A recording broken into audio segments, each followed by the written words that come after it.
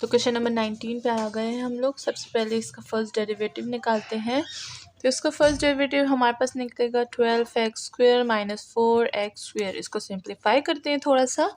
तो 4x² को कॉमन ले लेते हैं, 3 और x आ जाएगा हमारे पास। इधर हमारे पास वैल्यूज़ क्या आ जाएंगी, 0 0 और 3। ठीक है, तो ये हमारे पास क्या हो गई, ये हमारे पास हो गए क्रिटिकल पॉइंट्स।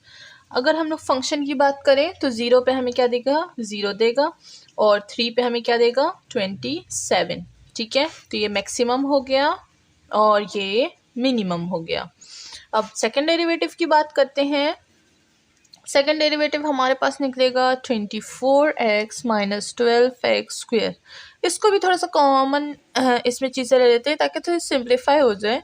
तो 2 माइनस एक्स हो जाएगा। यहाँ पर भी x की वैल्यूज़ क्या हो जाएगी, 0 और 2 निकल आएंगी। ठीक है ना, यहाँ पर 0, यहाँ पर 2। हाँ बिल्कुल सही है। ठीक है, तो ये हो गई हमारे पास सेकंड डेरिवेटिव की। अब हम क्या करेंगे, इसको ज़रा पुट करेंगे यहाँ पर। अच्छा, यहाँ पर इसको 0 हो जाएगा, ये 2 हो जाएगा, ये इन्फिनिटी हो जाएगा, ये भी इन्फिनिटी हो जाएगा।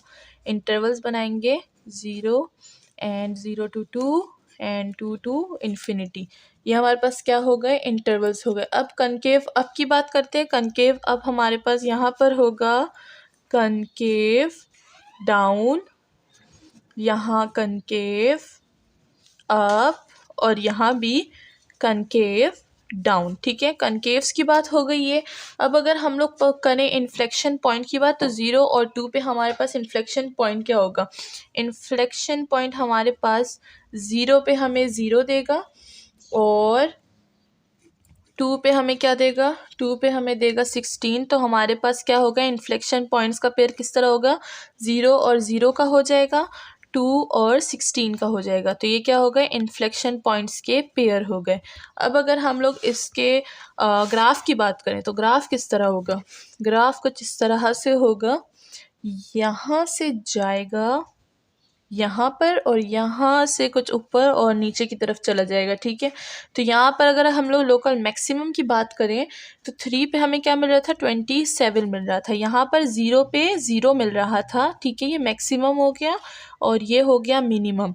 इन्फ्लेक्शन पॉइंट की बात करें तो वो भी हमें 0 पे 0 दे रहा था, तो यहाँ पर भी इन्फ्लेक्शन पॉइंट भी है और मिनिमम पॉइंट भी है। ठीक है, ये हो गया इन्फ्लेक्शन पॉइंट। INF से आप इन्फ्लेक्शन को डिनोट कर सकते हैं। ठीक है, ये हो गया एक इन्फ्लेक्शन पॉइंट। इधर हो गया दूसरा जो कि 2 पे हमें क्या दे रहा था, 16 दे रहा था। तो ये भी हमारे पास एक इन्फ्लेक्शन पॉइंट हो गया। ग्राफ कुछ इस तरह से है। होप कि आपको समझ आ गया होगा। चलते हैं नेक्स्ट क्वेश्चन की तरफ। तो नेक्स्ट फंक्शन हमारे पास कुछ इस तरह से है, x4 + 2x³। ठीक है, और ये जो इक्वल के बाद लिखा हुआ है ये थोड़ा सा सिंप्लीफाई फॉर्म लिखा हुआ है, या आप ये फॉर्म यूज़ कर सकते हैं या आप ये फॉर्म यूज़ कर सकते हैं। ठीक है ना, आपकी अपनी मर्जी है।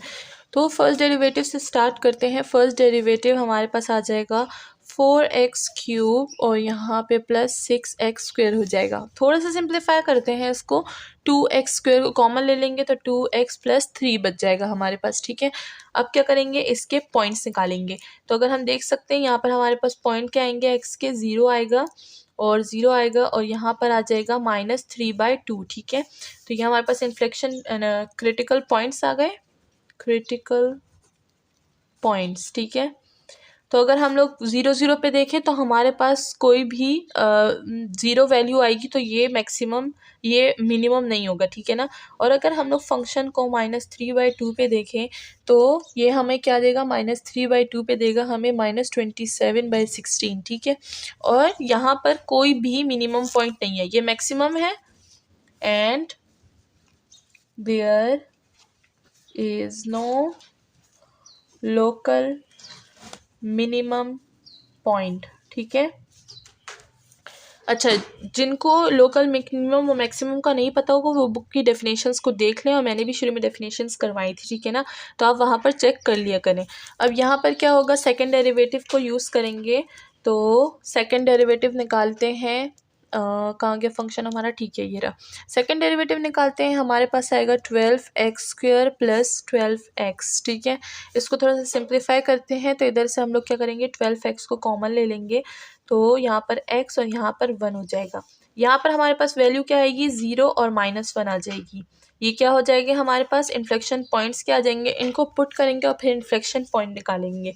तो सबसे पहले फंक्शन में हम क्या करेंगे, 0 पुट करेंगे तो हमारे पास क्या आएगा 0। जब -1 पुट करेंगे तो हमारे पास क्या आएगा -1। तो इन्फ्लेक्शन पॉइंट को हम लोग किस तरह से लिख सकते हैं, 0 पे हमें -1 मिला एंड -1 पे हमें क्या मिला, -1।